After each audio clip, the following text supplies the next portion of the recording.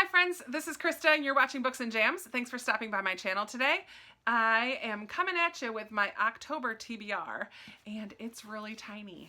I'm very excited. I have talked in the past about limiting the number of books on my TBR so that I kind of have a little more freedom throughout the month, but then I always end up with tons of books on my TBR. But this time I just have 3. So let me tell you about these books and then what else I kind of have on my radar for the month. I did a poll recently about books for my Goodreads read-along group. I had 3 that were kind of on my radar and I've decided based on the poll that I'm going to actually do 2 of them. One of them was clearly the winner, and that is The Shadow of the Wind by Carlos Ruiz Zafón. I actually have read this before. It is a book that I've been wanting to reread for quite a while, and I feel like fall is just the perfect time for it. In this, we follow a little boy named Daniel in Barcelona right after World War II, so 1945. And Daniel's father brings him to this library that has all these old books and tells him that he's allowed to choose one and then be the caretaker of that book. He chooses one and really falls in love with it, and it impacts his life so much that he wants to find every other book written by that author. But when he goes to find all the other books from this author, he discovers that they are being destroyed. There's this mystery surrounding that, like why are these books being destroyed? Who's doing this? What's the purpose behind it? And it's also a little bit of a coming of age story about Daniel as well. He kind of grows up quite a bit in this book, as from what I can remember. I read this pre-booktube days, so more than 2 years ago, 2.5 years ago. And I remember really enjoying it, but not quite as much as I hear people talking about it now. So I'm really hoping that with this second reread, I enjoy it even more than I did the first time. So I'm really looking forward to this. I think it will be a perfect October read. It has just a little bit of that gothic feel to it. So a little dark, a little not really creepy, but that mystery, the air of mystery will be a big part of this, and I'm really looking forward to that. Then the second one from the poll that I decided to include in my read-along group is Gillian Flynn's Sharp Objects. This one got the second highest amount of votes from the poll, so because it's so short and because Shadow of the Wind is a reread, I thought it would be totally fine. It's my group, I can do what I want. I thought it would be really fine to include a second choice this month. So we're also going to be reading Sharp Objects. People can decide in the group if you want to read both with me or one or the other. So I will be setting up 2 different discussion threads for these books. But this one is very short. There is an adaptation that is already out that I really want to watch.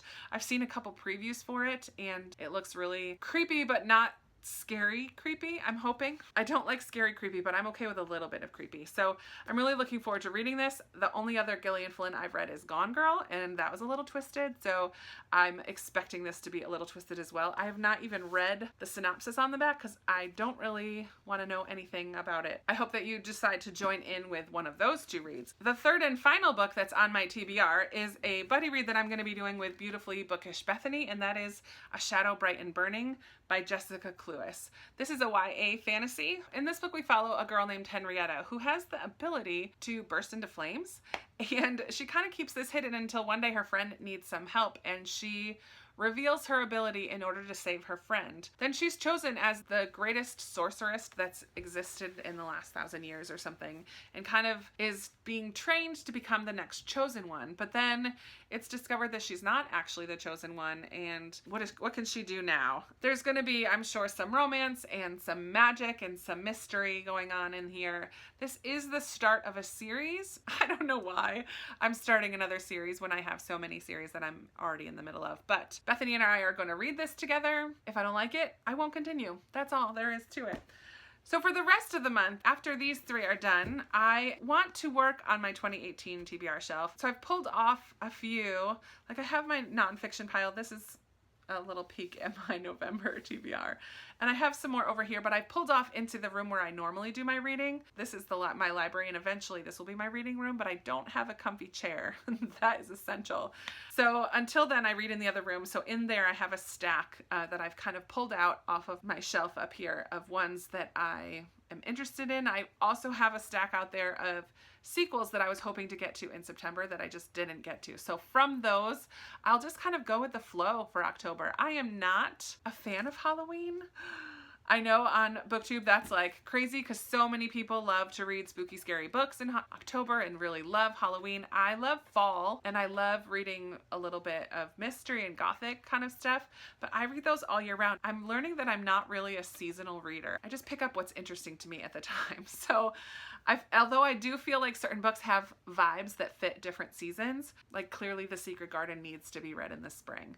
Things like that, but I don't particularly read creepy or books with those kind of magical creatures in them, vampires and werewolves and demons and ghosts and witches. I don't tend to read those kinds of books anyway, so I'm not going to start reading them because it's October. But I do have a bunch of books that are on my radar that are just out there ready to go depending on what the mood strikes. It's been a long time since I've let myself do that, so I'm kind of looking forward to having some freedom to choose in October and kind of go with the flow a little bit. These are the 3 that I will definitely be reading in October, and I would really love for you to join in with me on one or both of these ones.